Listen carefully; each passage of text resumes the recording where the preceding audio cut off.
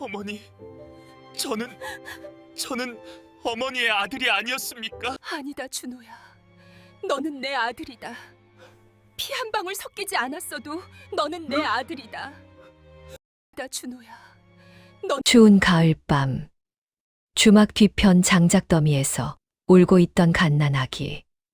목덜미에는 봉황 문양이 새겨진 옥비녀가 걸려 있었다. 왕실의 증표였다. 그러나 가난한 과부 옥나는 망설이지 않았다. 얼어 죽어가는 아기를 품에 안았다. 준호. 내 이름은 준호다. 그날부터 옥난의 고난이 시작되었다. 새벽부터 밤까지 떡을 만들고 장터를 돌며 팔았다. 아기를 등에 업은 채로. 비가 오나 눈이 오나 손이 트고 발이 부르텄다. 아이는 자랐다. 그리고 놀라운 재능을 보였다. 한 번 들으면 잊지 않았다. 서당 훈장도 유배 온 대제학도 감탄했다. 이 아이는 천재다. 그러나 신분의 벽은 높았다. 천출이라는 이유로 쫓겨났다. 옥나는 사흘 밤낮 빗속에서 무릎을 꿇었다. 아들을 위해서라면 목숨도 아깝지 않았다. 마침내 준호는 장원급제했다. 가난한 과부의 아들이 조선 최고의 인재가 되었다. 그러나 기쁨도 잠시 16년 전 묻혔던 비밀이 수면 위로 떠올랐다. 과연 준호의 진짜 정체는 무엇이었을까? 그리고 목숨을 걸고 키워준 어머니는 어떻게 되었을까? 지금부터 그 눈물겨운 이야기가 시작된다. 때는 조선시대 어느 깊은 시골. 누가 이 깊은 산골까지 버리고 갔단 말인가? 이 추운 밤에 얼어 죽으라고 내버려 둘 수는 없다. 내가 데려다 키우겠다. 가을밤의 바람은 차갑게 불어왔다. 산골 주막 뒤편으로 그 바람이 스며들었고 낡은 장작더미 사이로 휘몰아쳤다. 젊은 과부 옥나는 28살이었다. 남편이 세상을 떠난 지 3년이 지났고 남편의 형이 주막을 빼앗아 갔다. 그녀는 이제 주막 뒤편 행랑채에서 떡을 만들어 파는 것으로 하루하루를 견디고 있었다. 그날 밤 옥나는 장터에서 떡을 팔고 돌아오는 길이었다.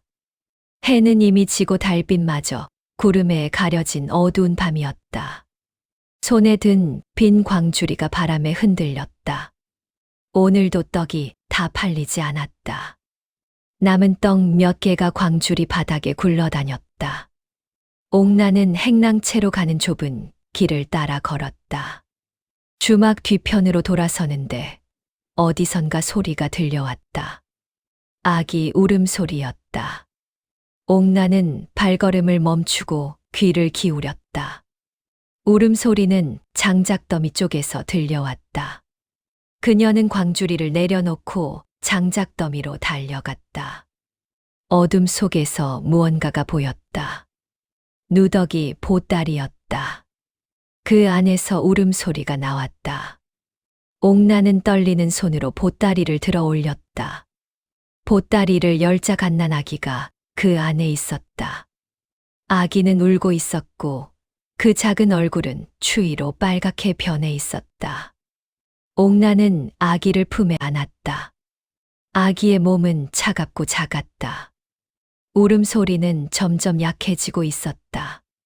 그 순간 옥난의 눈에 무언가가 들어왔다. 아기의 목덜미에 무언가가 걸려 있었다. 옥난은 아기를 안은 채로 조심스럽게 그것을 살펴보았다. 옥으로 만든 비녀였다. 그 비녀에는 봉황 문양이 새겨져 있었고 그 빛이 희미한 달빛 아래에서 은은하게 빛났다. 옥나는 그 비녀를 보고 잠시 숨을 멈췄다. 봉황 문양은 왕실에서만 쓰는 것이었다. 이 아기가 어디서 왔는지, 왜 이곳에 버려졌는지 알 수 없었지만 한 가지는 분명했다. 이 아기는 보통 아기가 아니었다. 옥나는 아기를 품에 더 깊이 안았다. 아기의 울음소리가 조금씩 잦아들었고 그 작은 손이 옥란의 옷자락을 잡았다. 옥란은 그 손을 보며 눈물이 났다. 남편이 세상을 떠난 후 그녀는 아이를 가질 수 없었고 그 외로움이 가슴속 깊이 남아 있었다. 옥란은 아기를 안은 채로 행랑채 안으로 들어갔다. 행랑채는 좁고 낡았지만 그 안에 작은 아궁이가 있었다. 옥란은 아궁이에 불을 지폈고 아기를 따뜻한 곳에 눕혔다. 아기는 따뜻함을 느끼자 울음을 그쳤고 작은 눈을 감았다. 옥란은 아기를 바라보며 한참을 생각했다. 이 아기를 키울 것인가? 왕실의 것으로 보이는 옥비녀가 걸려있는 아기를 키우는 것은 위험한 일이었다. 누군가가 이 아기를 찾아올 수도 있었고 그때 무슨 일이 벌어질지 알 수 없었다. 그러나 옥란의 마음은 이미 정해져 있었다. 이 추운 밤에 아기를 다시 밖에 내놓을 수는 없었다. 옥란은 아기의 작은 손을 잡았다. 그리고 그녀는 이름을 지어 주었다. 준호. 내 이름은 준호다. 그날 밤 옥란은 아기 곁에서 잠을 잤다. 아기는 따뜻한 곳에서 편안하게 잠들었고 옥란은 그 작은 숨소리를 들으며 눈을 감았다.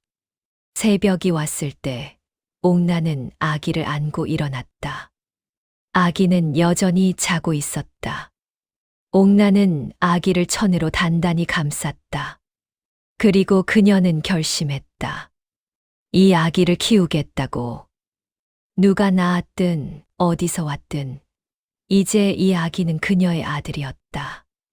옥란은 아기를 업고 주막 부엌으로 갔다. 새벽부터 떡을 만들어야 했다.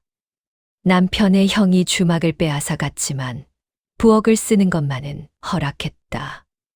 대신 매일 아침 일찍 와서 떡을 만들고 해가 뜨기 전에 나가야 했다. 옥란은 아기를 등에 업은 채로 떡을 빚기 시작했다. 쌀가루를 반죽하고 팥소를 넣고 시루에 쪘다. 아기는 등에서 잠들어 있었다. 따뜻한 김이 부엌에 가득 찼고 아기는 그 따뜻함 속에서 편안히 잠들었다. 해가 뜰 무렵 옥란은 떡을 광주리에 담았다. 그리고 아기를 안고 장터로 향했다. 장터는 마을에서 10리쯤 떨어진 곳에 있었다. 옥란은 아기를 등에 업고 그 길을 걸었다. 장터에 도착했을 때 해는 이미 중천에 떠 있었다. 사람들이 하나둘 모여들기 시작했다. 옥란은 장터 한쪽 구석에 자리를 잡았다. 땅바닥에 천을 깔고 그 위에 떡을 펼쳐 놓았다. 아기는 옥란의 등에서 잠들어 있었다. 마을 아낙네 하나가 옥란에게 다가왔다. 옥란이, 그게 누구 아이냐? 옥란은 고개를 숙였다. 어젯밤 주막 뒤편에 버려진 아이입니다. 제가 키우겠습니다. 아낙네는 아기를 보며 혀를 찼다. 세상에 어찌 갓난아기를 버리는 사람이 있단 말인가. 불쌍한 것. 아낙네는 떡 하나를 집어들었다. 이거 얼마냐? 한 냥입니다. 아낙네는 돈을 주고 떡을 가져갔다. 옥란은 그 돈을 천 주머니에 넣었다. 하루가 지나고 떡은 조금씩 팔렸다. 해가 질 무렵 광주리에는 떡 몇 개만 남았다. 옥란은 아기를 안고 집으로 돌아왔다. 행랑채로 들어서자 아기가 울기 시작했다. 배가 고픈 것이었다. 옥란은 마을 아낙네에게 얻은 젖을 아기에게 먹였다. 아기는 젖을 먹으며 울음을 그쳤다. 그날 밤부터 옥란의 삶이 바뀌었다. 새벽에 일어나 떡을 만들고 아기를 업고 장터로 가고 떡을 팔고 집으로 돌아오고 아기를 돌보고 다시 잠들었다. 그 반복이 계속되었다. 아기는 옥란의 품에서 자랐다. 한 달이 지나고 2달이 지나고 1년이 지났다. 아기는 이제 아기라고 부르기엔 컸다. 준호는 걸음마를 배우기 시작했고 옥나는 그 모습을 보며 웃었다. 세월이 흘렀다. 준호는 5살이 되었고 옥나는 여전히 떡을 팔며 살았다. 준호는 어미를 따라 장터에 다녔고 사람들은 준호를 보며 귀여워했다. 어느 날 옥나는 준호를 데리고 장터로 가는 길에 서당 앞을 지나갔다. 서당에서는 훈장이 아이들을 가르치고 있었다. 옥나는 잠시 멈춰서서 그 모습을 바라보았다. 준호도 서당 안을 들여다보았다. 훈장의 목소리가 들렸다. 천지현황, 우주홍황. 하늘 천 땅, 지검을 현 누를 황. 집, 우집주 클홍 거칠 황. 준호는 그 소리를 듣고 가만히 서 있었다. 옥나는 준호의 손을 잡고 다시 걸었다. 그러나 준호는 계속 뒤를 돌아보며 서당을 바라보았다. 며칠 후 옥나는 다시 서당 앞을 지나갔다. 이번에도 훈장이 아이들을 가르치고 있었다. 준호는 옥난의 손을 놓고 서당 안으로 뛰어들어갔다. 옥난은 놀라서 준호를 쫓아갔다. 준호는 서당 안에서 가만히 서 있었다. 훈장이 준호를 보며 눈살을 찌푸렸다. 누구 아이냐? 옥난이 허겁지겁 들어와 준호를 끌어안았다. 죄송합니다. 제 아들입니다. 훈장은 옥난을 보며 고개를 끄덕였다. 아이가 글방에 관심이 있는 모양이구려. 옥난은 고개를 숙였다. 죄송합니다. 다시는 이런 일 없게 하겠습니다. 옥난은 준호를 데리고 밖으로 나갔다. 그러나 그 다음 날도 준호는 서당 앞에서 발걸음을 멈췄다. 옥난은 준호가 글을 배우고 싶어 한다는 것을 알았다. 그러나 옥난에게는 서당에 보낼 돈이 없었다. 준호가 6살이 되었을 때 옥난은 여전히 준호를 데리고 장터로 다녔다. 준호는 이제 어미를 도와 떡을 팔기 시작했다. 작은 손으로 떡을 손님에게 건네고 돈을 받아 어미에게 주었다. 어느 날 아침 옥난은 준호를 데리고 서당 앞을 지나갔다. 훈장이 밖에 나와 서 있었다. 훈장은 옥난을 보고 손짓했다. 잠깐 오시오. 옥난은 준호의 손을 잡고 훈장 앞으로 갔다. 훈장은 준호를 보며 물었다. 아이 이름이 무엇이냐? 준호입니다. 훈장은 준호를 보며 고개를 끄덕였다. 이 아이가 며칠 전부터 서당 밖에서 서성이더구려. 글을 배우고 싶은 모양인데 한번 들어와 보겠느냐. 옥난은 놀라서 훈장을 바라보았다. 저희는 서당비를 낼 형편이 못 됩니다. 훈장은 손을 저었다. 그런 것은 걱정 말고 일단 아이가 글을 아는지 보고 싶소. 훈장은 준호를 데리고 서당 안으로 들어갔다. 옥난도 따라 들어갔다. 서당 안에는 10명쯤 되는 아이들이 앉아 있었다. 모두 양반 자제들이었다. 준호는 그 아이들을 보며 조금 위축되었다. 훈장은 준호에게 물었다. 너는 천자문을 아느냐? 준호는 고개를 저었다. 아닙니다. 훈장은 천자문을 펼쳤다. 그럼 이것을 한번 들어보아라. 천지현황, 우주홍황. 준호는 가만히 들었다. 훈장은 계속했다. 일월영츠 신수열장. 훈장은 준호에게 물었다. 방금 내가 한 말을 따라 해보겠느냐? 준호는 잠시 생각하더니 입을 열었다. 천지현황 우주홍황 일월영츠 신수열장. 훈장의 눈이 커졌다. 옥난도 놀라서 준호를 바라보았다. 훈장은 다시 물었다. 뜻은 아느냐? 준호는 고개를 저었다. 아닙니다. 훈장은 웃었다. 한 번 듣고 외우다니 이 아이는 비범하구나. 훈장은 옥란을 보며 말했다. 내가 이 아이를 가르치겠소. 서당비는 받지 않겠소. 다만 매일 아침 일찍 와서 글방 청소를 해주시오. 옥란은 눈물이 났다. 그녀는 훈장 앞에 무릎을 꿇었다. 감사합니다. 감사합니다. 그날부터 준호는 서당에 다니기 시작했다. 옥란은 매일 새벽 일찍 일어나 떡을 만들고 해가 뜨기 전에 서당으로 가서 청소를 했다. 그리고 준호를 서당에 맡기고 장터로 떡을 팔러 갔다. 해가 질 무렵 서당으로 돌아와 준호를 데리고 집으로 갔다. 준호는 글을 빨리 배웠다. 천자문을 1년 만에 다 외웠고 그 다음에는 소학을 배우기 시작했다. 훈장은 준호를 보며 감탄했다. 이 아이는 천재다. 서당의 다른 아이들도 처음에는 준호를 신기하게 바라보았다. 그러나 시간이 지나자 준호의 실력이 점점 드러나기 시작했다. 준호는 양반 자제들보다 글을 빨리 외웠고 뜻도 더 잘 이해했다. 준호가 8살이 되었을 때 훈장은 준호에게 논어를 가르치기 시작했다. 양반 자제들은 아직 소학을 배우고 있었다. 준호는 훈장 옆에 앉아 논어를 읽었다. 하기 시습지 불여결호. 훈장은 준호에게 물었다. 이것이 무슨 뜻이냐? 준호는 대답했다.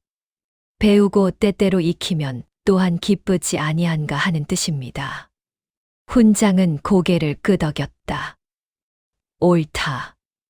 양반 자제 하나가 손을 들었다. 훈장님, 저 아이는 천출인데 어찌 우리보다 앞서 배웁니까? 훈장은 그 아이를 보며 말했다. 글은 신분으로 배우는 것이 아니라 재주로 배우는 것이다.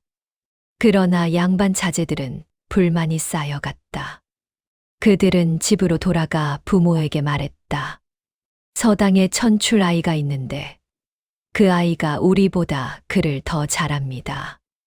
양반 학부형들은 서로 모여 의논했다. 이게 말이 되는가? 우리 자식들이 천출 아이와 같이 글을 배운다니. 천출 아이를 내보내야 한다. 학부형 몇 명이 훈장을 찾아갔다. 그들은 훈장 앞에 앉아 말했다. 훈장님, 천출 아이를 서당에서 내보내 주시오. 훈장은 고개를 저었다. 그 아이는 재주가 뛰어나오. 내보낼 수 없소. 학부형 하나가 목소리를 높였다. 그럼 우리 자식들을 다른 서당으로 보내겠소. 훈장은 난처한 표정을 지었다. 서당은 학부형들이 내는 서당비로 운영되었다. 양반 자제들이 모두 떠나면 서당을 유지할 수 없었다. 훈장은 며칠 동안 고민했다. 그리고 마침내 옥란을 불렀다. 옥란, 미안하오. 준호를 더 이상 가르칠 수 없게 되었소. 옥란은 훈장을 바라보았다. 무슨 말씀이십니까? 훈장은 고개를 숙였다. 양반 학부형들이 준호를 내보내라고 하오. 내가 거절하면 모두 다른 서당으로 가겠다고 하오. 나도 어쩔 수 없소. 옥란은 눈물이 났다. 그러나 그녀는 고개를 끄덕였다. 알겠습니다. 옥란은 준호를 데리고 서당을 나왔다. 준호는 어미를 올려다보며 물었다. 어머니, 저 이제 서당 안 다녀도 됩니까? 옥란은 준호의 머리를 쓰다듬었다. 괜찮다. 어미가 떡 팔아서 책이라도 사주마. 준호는 고개를 숙였다. 그의 눈에서 눈물이 떨어졌다. 그날 밤 옥란은 행랑채에서 혼자 울었다. 준호는 옥란의 울음소리를 들으며 이를 악물었다. 그리고 그는 다짐했다. 나는 그를 포기하지 않겠다. 다음 날부터 준호는 혼자 공부하기 시작했다. 옥난이 장터에 떡 팔러 갈 때 준호는 훈장에게 빌린 책을 펼쳐놓고 읽었다. 훈장은 준호를 안타까워하며 몇 권의 책을 빌려주었다. 준호는 장터 한쪽 구석에 앉아 책을 읽었다. 사람들은 그 모습을 보며 신기해했다. 저 아이가 글을 읽는구나. 천출인데도 글을 안다니. 준호는 사람들의 시선을 신경 쓰지 않았다. 그는 오직 책에만 집중했다.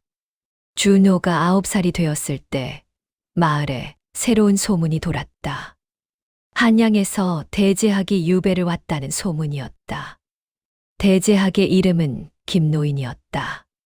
그는 조정에서 높은 벼슬을 지냈지만 어떤 사건으로 유배형을 받아 이곳으로 왔다. 김대제학은 마을에서 5리쯤 떨어진 산속 오두막에 머물렀다. 마을 사람들은 그를 보러 가지 않았다. 유배인을 가까이 하면 화를 입을 수 있다고 생각했기 때문이었다.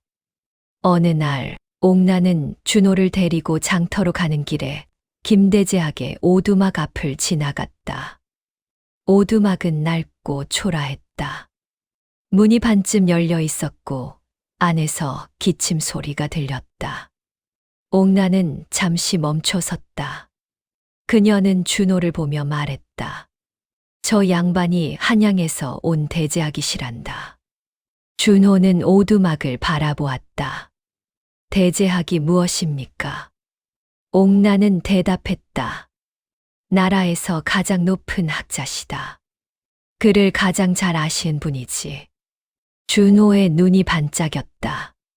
며칠 후 준호는 혼자 김대제학의 오두막을 찾아갔다.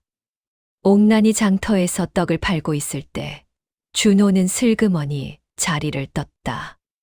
그리고 산길을 따라 오두막으로 갔다. 오두막 앞에 도착했을 때 준호는 잠시 망설였다. 그러나 그는 용기를 내어 문을 두드렸다. 안에서 목소리가 들렸다. 누구냐? 준호는 대답했다. 저는 준호라고 합니다. 잠시 침묵이 흘렀다. 그리고 문이 열렸다. 김대제학이 문 앞에 섰다. 그는 50살쯤 되어 보였다. 수염이 희끗희끗했고 눈빛은 날카로웠다. 무슨 일이냐? 준호는 품에서 책을 꺼냈다. 이 책을 읽다가 모르는 것이 있어서 여쭤보러 왔습니다. 김대제학은 준호를 보며 눈을 가늘게 떴다. 내가 그를 아느냐? 준호는 고개를 끄덕였다. 조금 압니다. 김대제학은 준호가 든 책을 보았다. 그것은 논어였다. 김대제학은 놀란 표정을 지었다. 내가 논어를 읽느냐? 네. 김대제학은 준호를 안으로 들어오라고 손짓했다. 준호는 오두막 안으로 들어갔다. 오두막 안은 좁았지만 깨끗했다. 한쪽에는 책들이 쌓여 있었다. 김대제학은 준호에게 앉으라고 했다. 준호는 바닥에 앉았다. 김대제학도 앉았다. 무엇이 궁금하냐? 준호는 논어를 펼쳤다. 여기 이 구절인데요. 자왈 52호이 지우학 31일.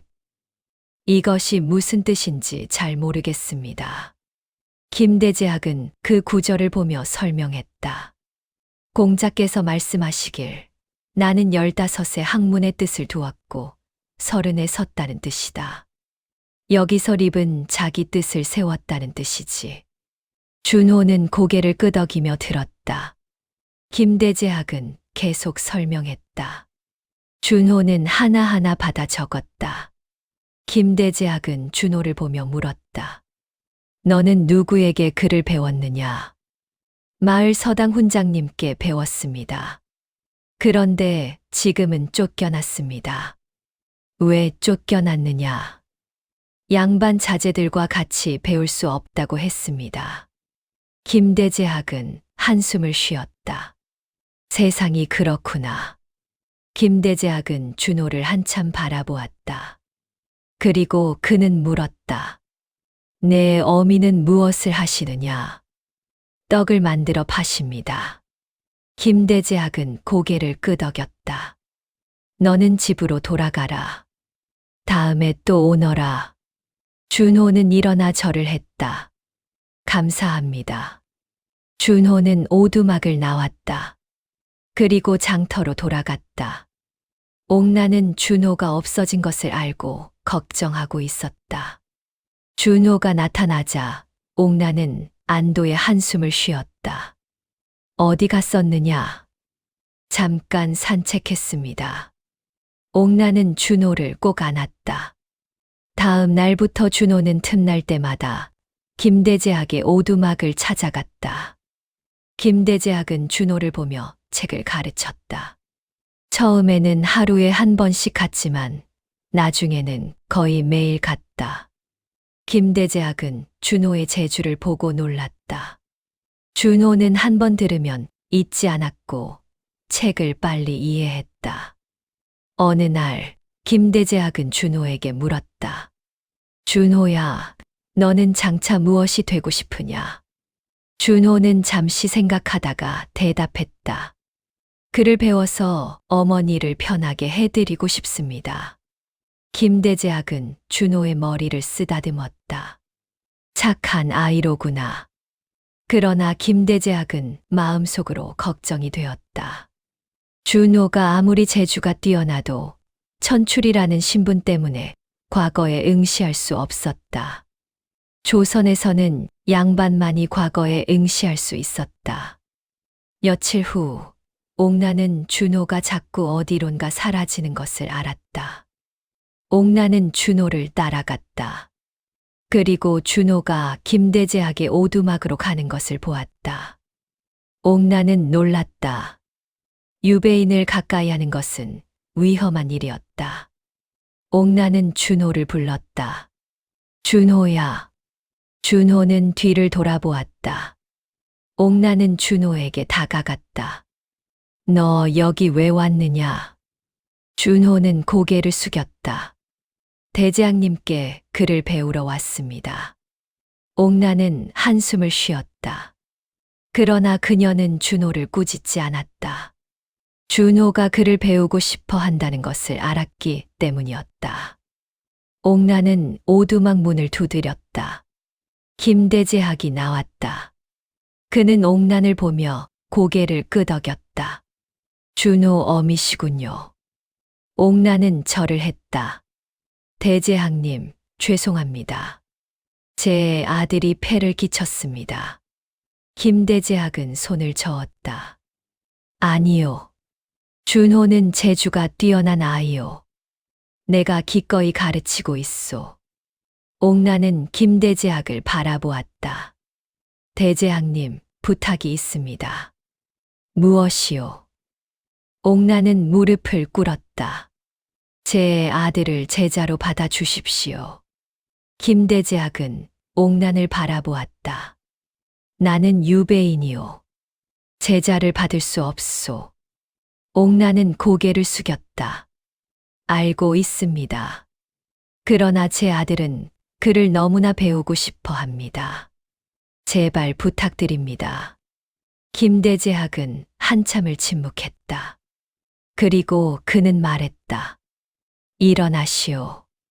옥나는 고개를 들었다.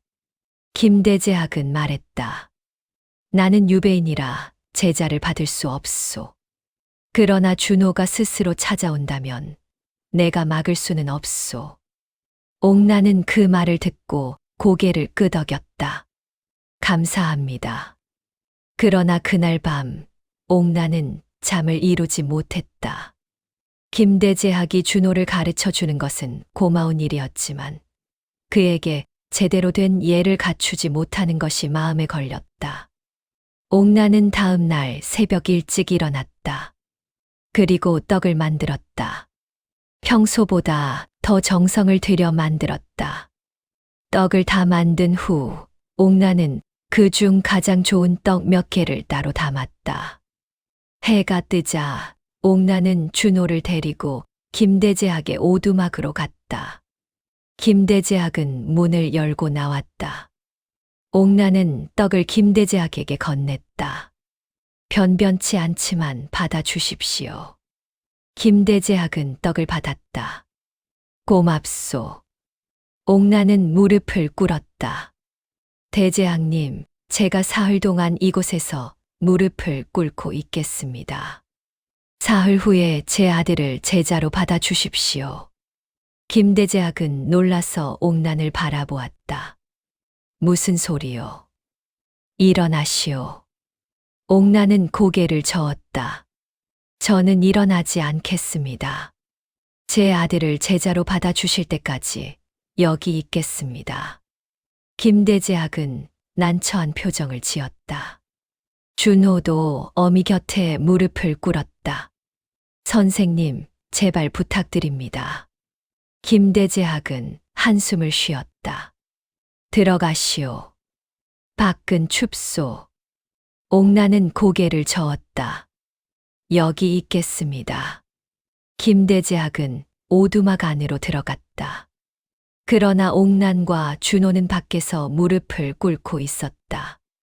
하루가 지났다. 옥난과 준호는 여전히 무릎을 꿇고 있었다. 김대제학은 몇 번이나 나와서 들어오라고 했지만 옥난은 고개를 저었다. 이틀째 되는 날, 비가 내리기 시작했다. 빗방울이 옥난과 준호를 적셨다. 옥난은 준호를 천으로 감쌌다. 그러나 그녀 자신은 비를 맞았다. 김대제학은 오두막 안에서 그 모습을 보고 있었다. 그의 가슴이 아팠다. 사흘째 되는 날 아침, 김대제학은 문을 열었다. 옥난과 준호는 비에 흠뻑 젖은 채로 무릎을 꿇고 있었다. 옥난의 얼굴은 창백했고 준호는 떨고 있었다. 김대제학은 옥난 앞에 섰다. 들어오시오. 옥난은 고개를 들었다. 제 아들을. 김대제학은 고개를 끄덕였다. 내가 준호를 제자로 받겠소. 옥난은 눈물을 흘렸다.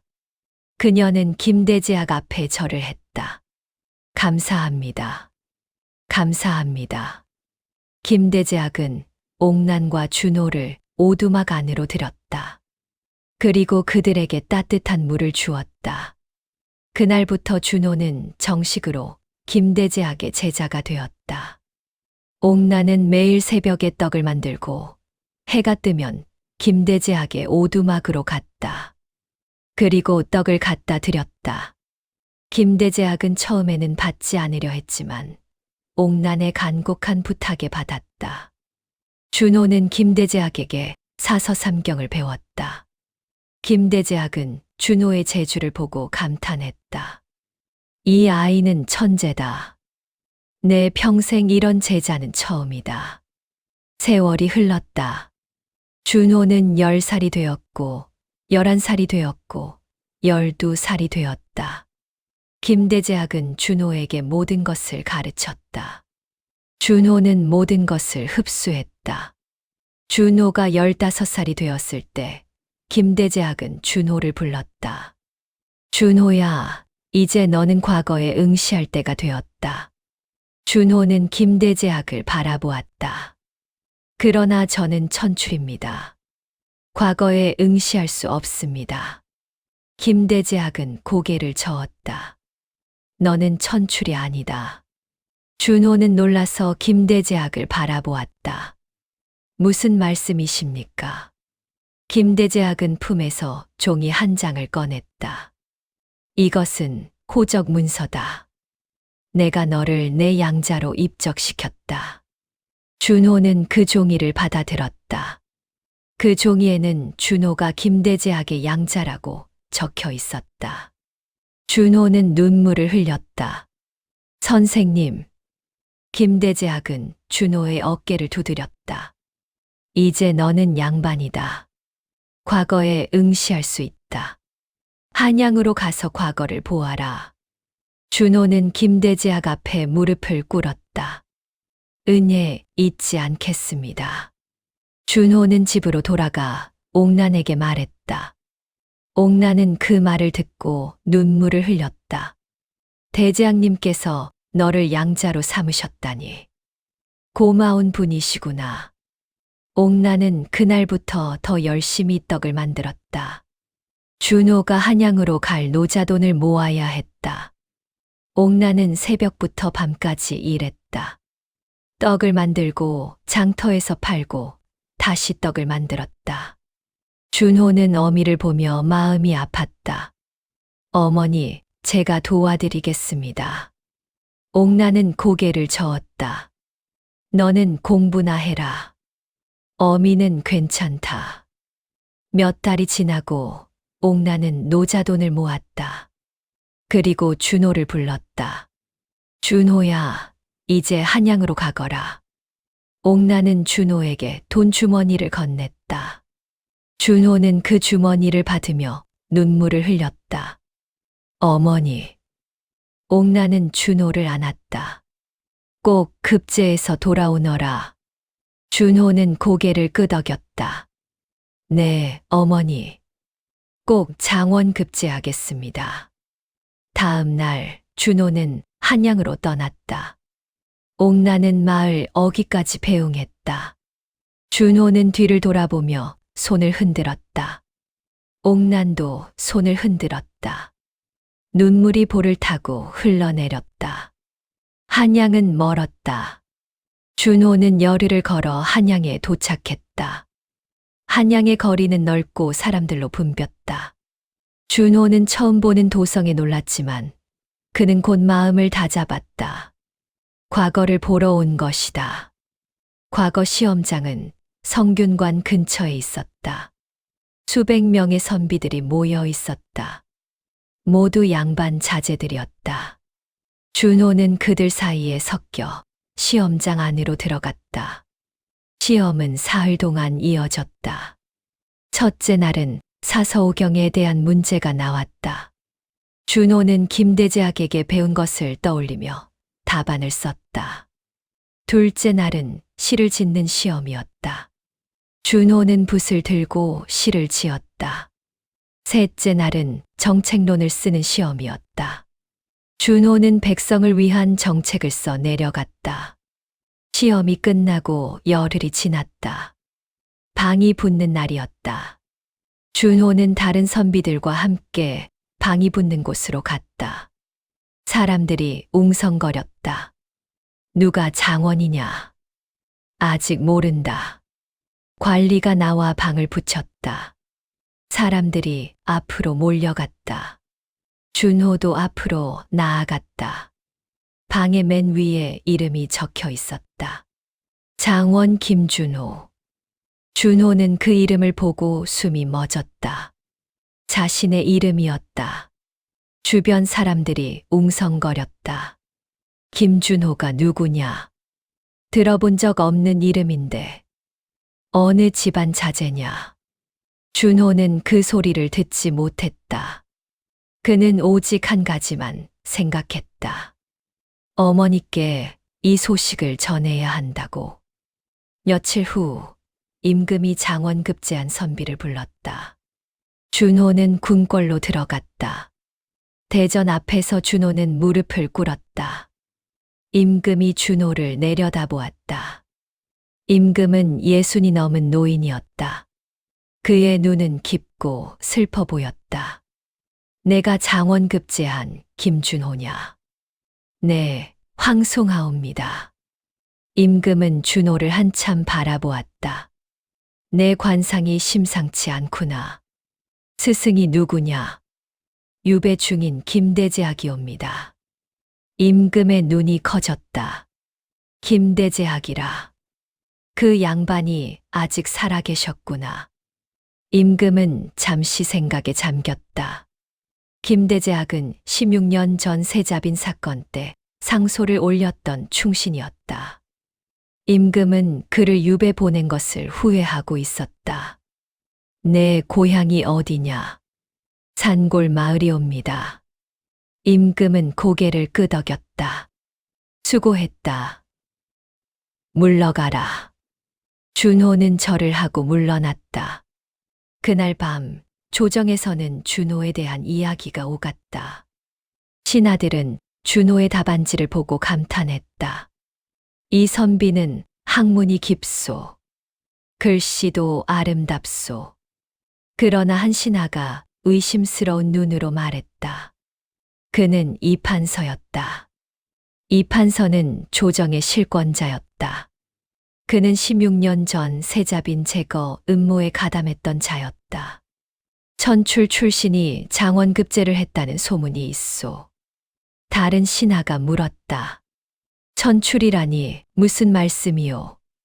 이판서는 대답했다. 김대제학이 양자로 삼았다고 하나 원래는 떡장수 과부의 아들이라 하오. 신하들이 웅성거렸다. 이판서는 계속했다. 게다가 김대제학은 16년 전 세자빈 사건 때 유배된 자가 아니오. 그런 자의 양자가 장원급제를 했다니 의심스럽소. 다른 신하가 말했다. 그러나 시험은 공정했소. 답안지를 보면 실력이 뛰어나오. 이판서는 입을 다물었다.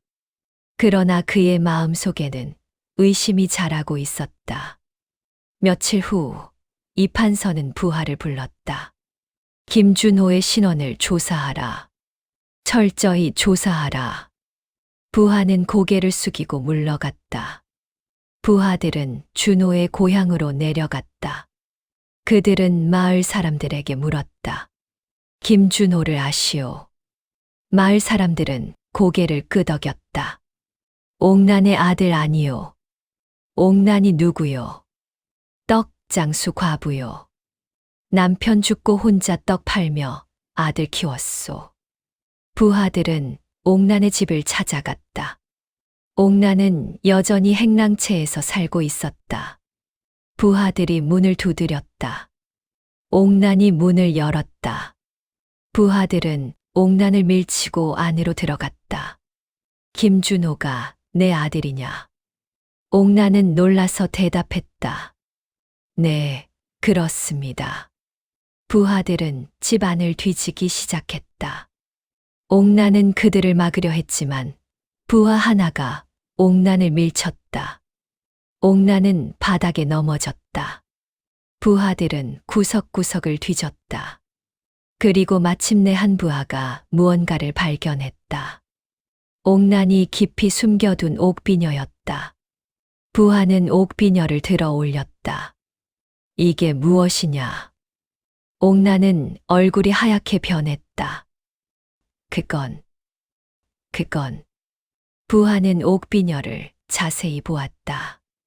봉황 문양이 새겨져 있었다. 이건 왕씨의 물건이다. 부하들은 옥난을 끌어냈다. 옥난은 소리쳤다. 놓으시오, 놓으시오. 부하들은 옥난을 묶었다.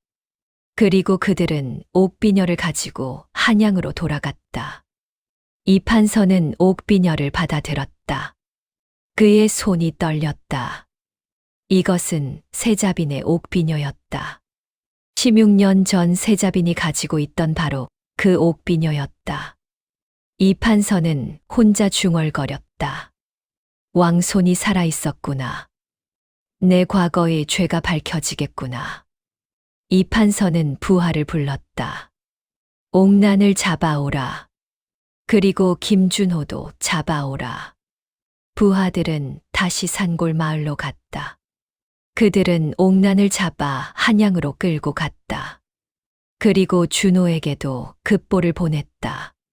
준호는 한양의 작은 주막에서 묵고 있었다. 벼슬을 받기 전이라 아직 관사에 들어가지 못했다. 준호는 어머니께 장원급제 소식을 전하려고 편지를 쓰고 있었다. 그때 누군가 문을 두드렸다.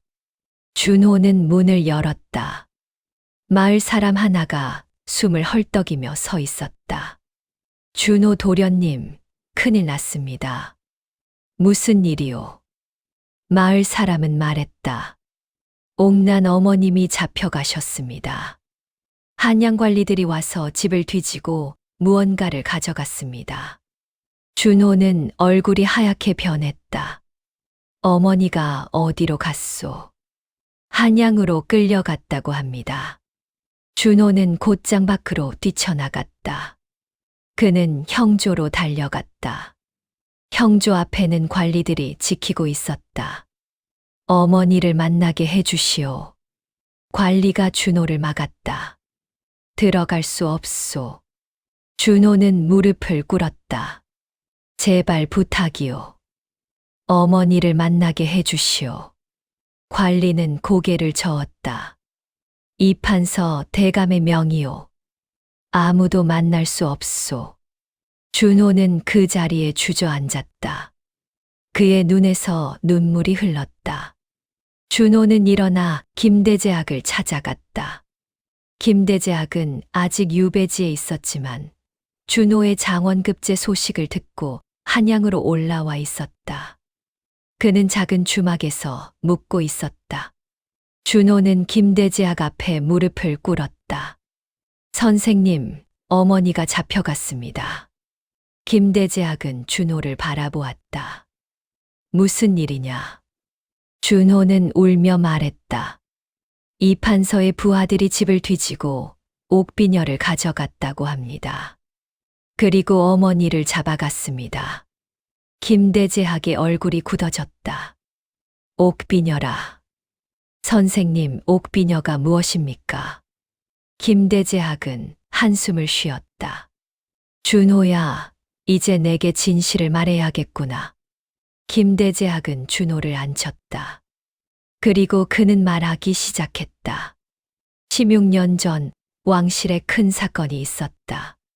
세자빈이 갑자기 사라진 것이다. 조정에서는 세자빈이 병으로 세상을 떠났다고 했지만 실은 왕실 암투에 휘말려 제거된 것이었다. 준호는 숨을 죽이고 들었다. 김대제학은 계속했다. 나는 그때 세자빈이 억울하게 죽었다고 상소를 올렸다. 세자빈은 아무 죄가 없었다. 그러나 조정의 일부 세력이 세자빈을 제거하려 했고 그들이 성공한 것이다. 그 세력이 누구입니까? 김대제학은 대답했다. 이판서가 그 세력의 일원이었다. 그는 세자빈 제거 음모의 공범이었다. 나는 그것을 알고 상소를 올렸지만 오히려 나만 유배를 당했다. 준호는 이를 악물었다. 김대제학은 준호의 어깨를 잡았다. 준호야, 내가 가진 옥비녀는 세자빈의 것이다. 그리고 너는 16년 전 태어난 왕손일 가능성이 크다. 준호는 눈이 커졌다. 제가 왕손이라고요. 김대제학은 고개를 끄덕였다. 세자빈은 아이를 낳았다는 소문이 있었다. 그러나 그 아이는 충직한 내관에 의해 숨겨졌고 아무도 찾지 못했다. 그 아이가 바로 너일 것이다. 준호는 고개를 저었다. 아닙니다. 저는 옥난 어머니의 아들입니다. 김대제학은 준호를 바라보았다. 그래, 내 말이 맞다. 옥난이 너를 키웠으니 그분이 진짜 어머니다. 그러나 내 출생의 비밀이 밝혀지면 이판서는 너를 죽이려 할 것이다. 그의 과거 죄가 드러나기 때문이다. 준호는 물었다.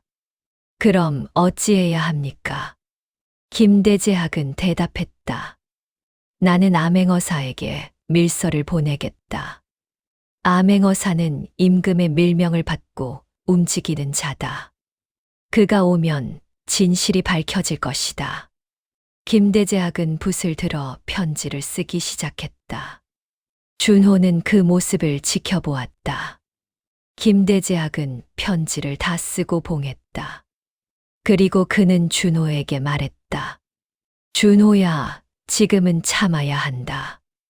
어머니를 구하려면 섣불리 움직여서는 안 된다. 암행어사가 올 때까지 기다려라. 준호는 고개를 끄덕였다. 김대재학은 밀서를 신뢰할 수 있는 사람에게 맡겼다. 그 사람은 밤을 틀타 암행어사를 찾아갔다. 며칠이 지났다. 준호는 형조 앞을 떠나지 않았다. 그는 매일 그곳에서 어머니를 기다렸다. 어느 날 이판서가 준호를 불렀다. 준호는 이판서의 저택으로 갔다. 이판서는 넓은 사랑방에 앉아 있었다. 김준호, 앉아라. 준호는 바닥에 앉았다. 이판서는 준호를 보며 말했다. 내 어미를 살리고 싶으냐? 준호는 대답했다. 그렇습니다. 이판서는 웃었다. 그럼 내 말을 들어라. 내 어미가 가지고 있던 옥비녀는 도둑질한 것이다. 내가 그렇게 증언하면 내 어미는 귀양으로 끝낼 것이다. 준호는 고개를 저었다. 그럴 수 없습니다. 그 옥비녀는 제가 버려졌을 때부터 목에 걸려 있던 것입니다. 이판서의 얼굴이 굳어졌다. 그럼 내 어미는 역적으로 죽을 것이다. 너도 함께 죽을 것이다. 준호는 이판서를 똑바로 바라보았다. 진실은 언젠가 밝혀집니다. 이판서는 화를 냈다. 끌어내라. 부하들이 준호를 끌어냈다. 준호는 형조옥에 갇혔다. 그곳에서 준호는 어머니를 만났다. 옥나는 준호를 보고 울었다. 준호야. 어머니. 두 사람은 쇠창살 너머로 손을 맞잡았다. 옥나는 말했다. 준호야, 나는 괜찮다. 내가 무사하면 된다. 준호는 고개를 저었다. 어머니, 제가 꼭 어머니를 구하겠습니다. 며칠 후 이판서는 준호와 옥난을 처형하기로 결정했다. 처형 날짜가 정해졌다. 처형 날이 밝았다. 준호와 옥난은 처형장으로 끌려갔다. 처형장에는 백성들이 모여 있었다. 그들은 수군거렸다. 장원급제한 선비를 죽인다니. 무슨 죄를 지었기에. 이판서는 높은 자리에 앉아 있었다. 그는 준호와 옥난을 내려다보았다. 역적 옥난과 김준호에게 차명을 내린다. 망나니가 칼을 들었다. 준호는 어머니를 바라보았다. 옥난도 준호를 바라보았다. 두 사람의 눈에서 눈물이 흘렀다. 망나니가 칼을 들어 올렸다. 바로 그 순간이었다. 어명이다. 말발굽 소리가 들렸다. 사람들이 고개를 돌렸다. 한 무리의 기마대가 처형장으로 달려왔다. 그들을 이끄는 사람은 암행어사 한규였다. 한규는 말에서 내렸다. 그의 손에는 마패가 있었다. 어명이다.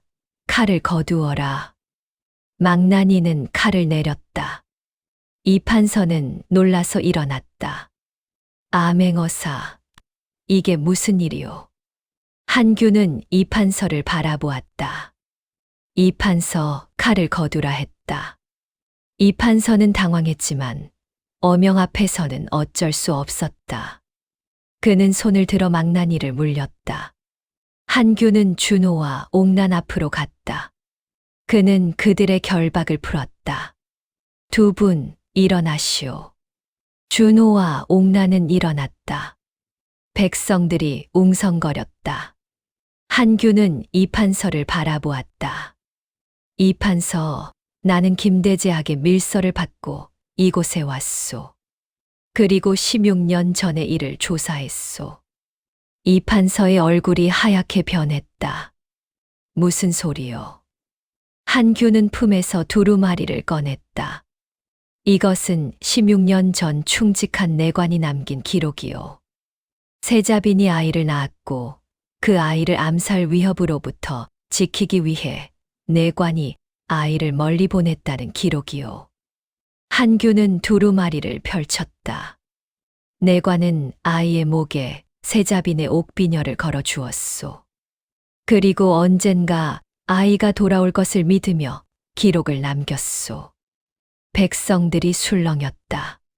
한규는 계속했다. 그리고 그 아이가 바로 김준호요. 준호는 세자의 아들이요. 왕손이요. 백성들이 놀라서 소리쳤다. 이판서는 소리쳤다.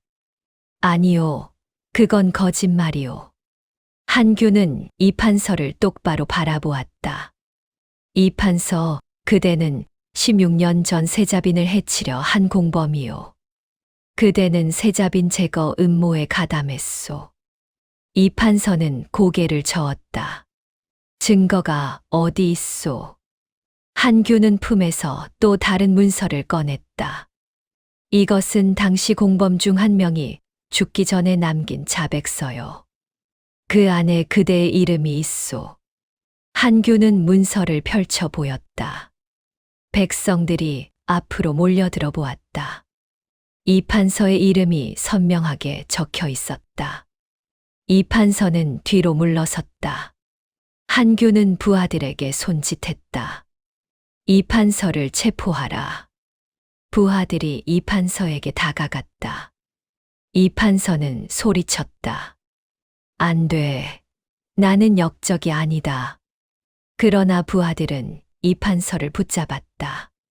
이판서는 발버둥 쳤지만 부하들은 그를 결박했다. 한규는 준호를 바라보았다. 왕손 마마, 용서하십시오. 신이 늦었습니다. 준호는 당황했다. 저는 그냥 준호입니다. 한규는 고개를 저었다. 아니요. 그대는 세자의 아들이시오. 왕손이시오. 준호는 옥난을 바라보았다. 옥난은 눈물을 흘리며 준호를 안았다. 한규는 백성들 앞에서 이판서의 죄목을 낭독했다. 이판서의 죄목은 다음과 같다. 첫째, 16년 전 세자빈 살해, 음모에 가담한 죄. 둘째, 충신 김대제학을 모함하여 유배 보낸 죄.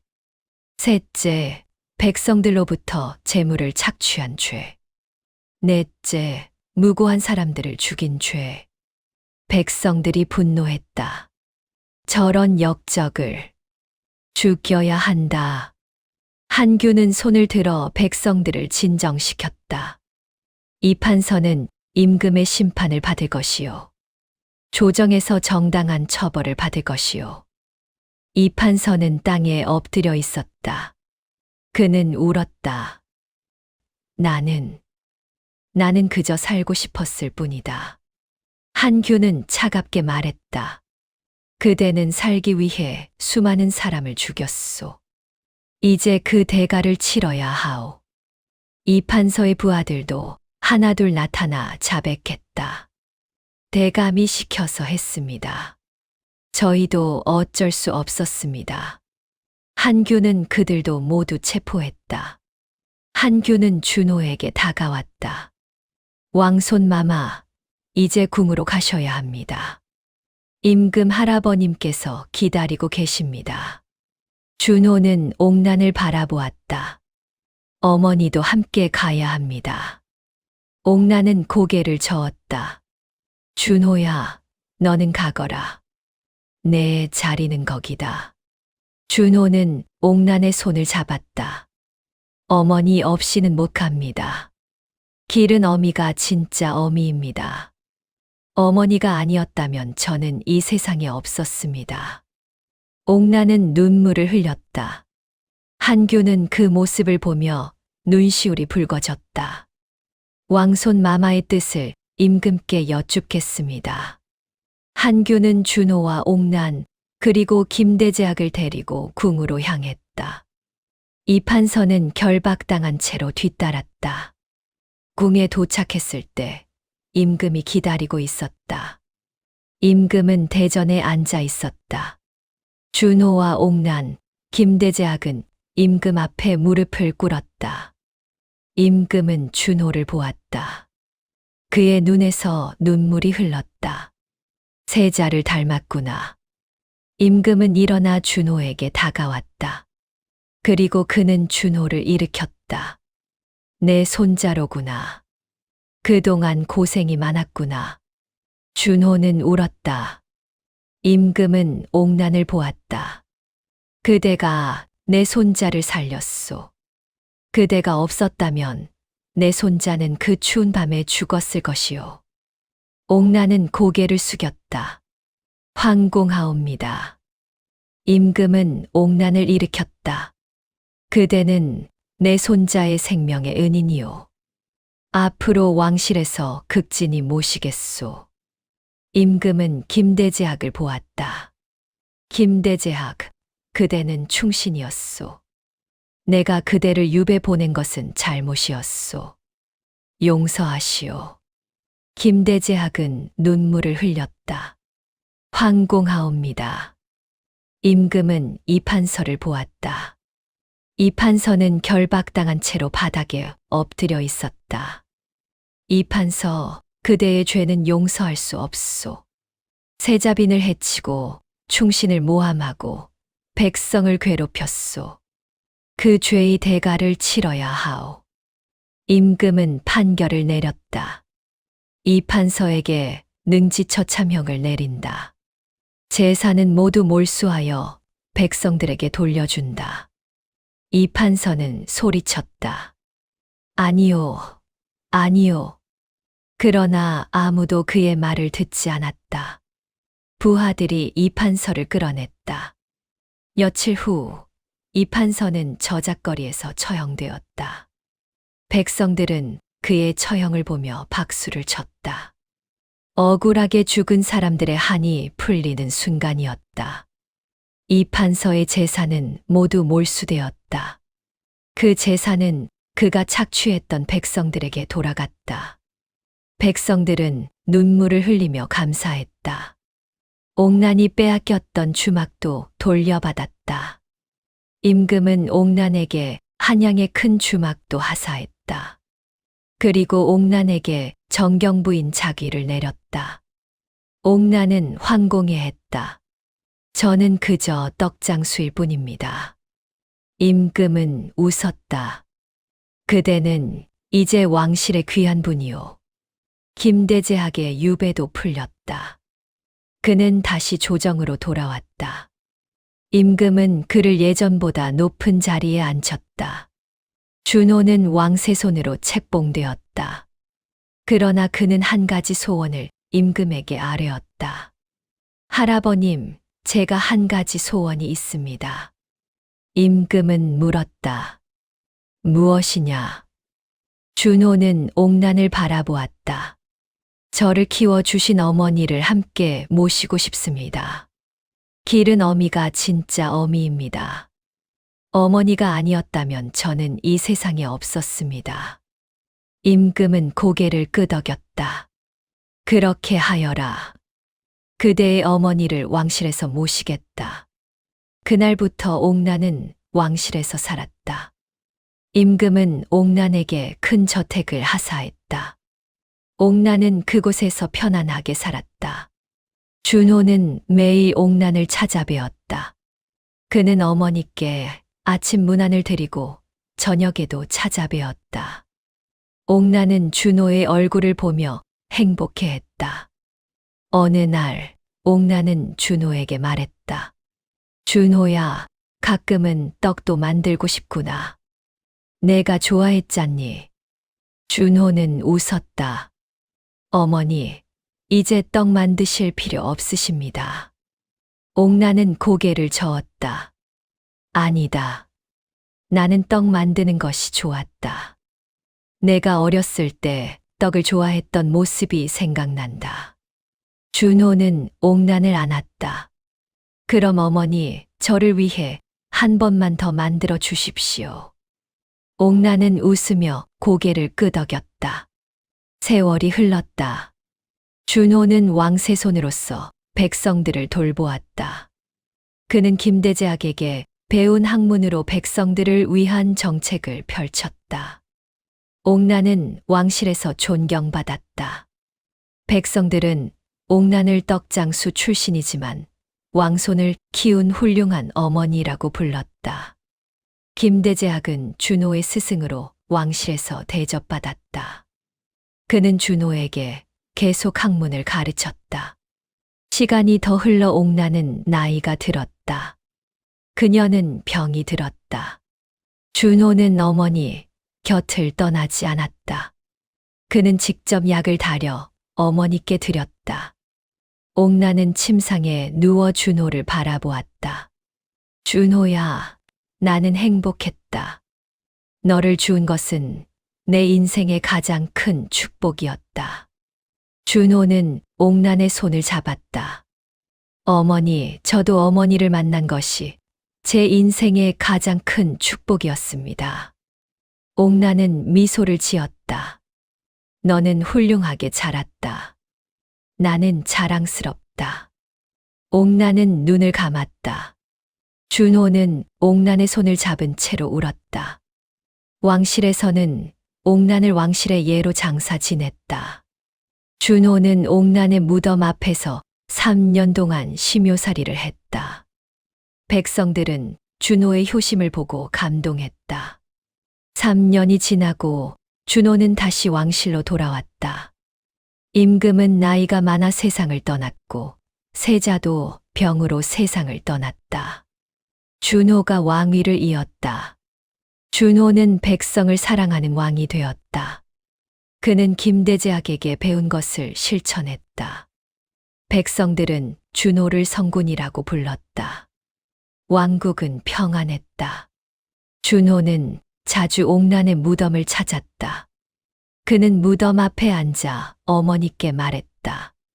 어머니, 저는 어머니 가르침대로 살고 있습니다. 백성들을 사랑하고 있습니다.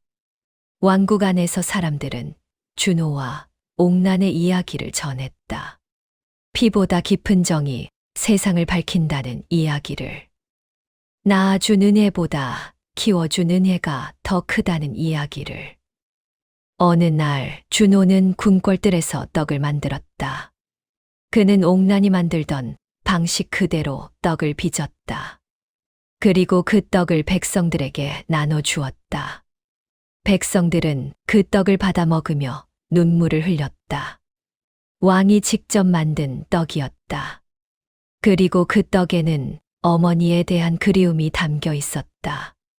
준호는 평생 옥난을 잊지 않았다. 그는 옥난의 가르침대로 살았다. 백성을 사랑하고 정직하게 살고 남을 돕는 삶을 살았다. 왕국 사람들은 준호를 보며 말했다. 저분이 바로 떡장수 과부가 키운 왕이시다. 저분은 효자이시다.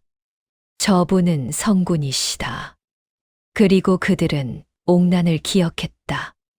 옥난 어머니가 없었다면 저런 왕도 없었을 것이다. 기른 은혜가 정말 큰 것이구나. 산골 과부가 주운 아이, 왕실 옥비녀의 비밀. 그 이야기는 이렇게 끝이 났다. 피보다 깊은 정이 세상을 밝혔다. 낳아준 은혜보다 키워준 은혜가 더 컸다. 그리고 그 은혜는 세상을 바꿨다. 왕국은 오래도록 평안했다. 준호의 치세는 100년 동안 기억되었다. 사람들은 준호를 이야기할 때마다 옥난도 함께 이야기했다. 그리고 그 이야기는 대대로 전해졌다.